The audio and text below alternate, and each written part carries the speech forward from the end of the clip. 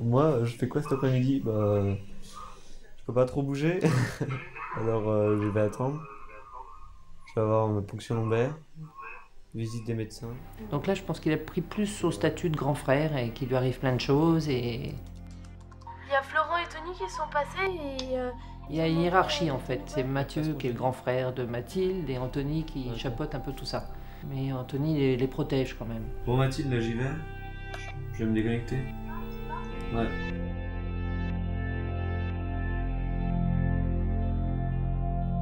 Pourquoi ça lui arrive à lui et moi, qu'est-ce que j'ai fait pour que ça lui arrive? Je le voyais pas souffrir directement, mais je savais qu'il souffrait intérieurement et c'était aussi ça, ça jouait aussi sur moi. Dès que la maladie elle a été déclarée, je me suis aperçu ça créait plus de liens parce que je le voyais moins parce qu'il partait à l'hôpital et j'étais content de le voir revenir et donc ça c'est sûr que ça nous a rapprochés. Il y aurait eu une personnification à faire, ça aurait été la maladie et je pense que je l'aurais pris sur un ring de boxe, ça c'est sûr.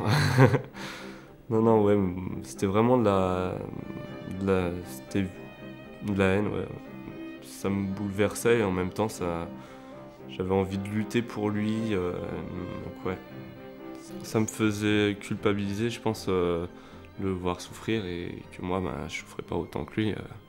Et je crois qu'on ne perdra jamais son temps auprès d'un frère ou une sœur de lui dire, de lui répéter, mais c'est pas de ta faute.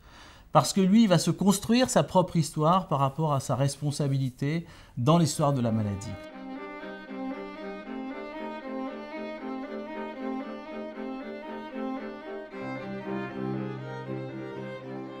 C'était constamment, c'est moi l'aîné, c'est moi qui aurais dû l'avoir et pas Mathieu, quoi, qui est plus fragile que lui aussi, donc il avait du mal à encaisser ça surtout.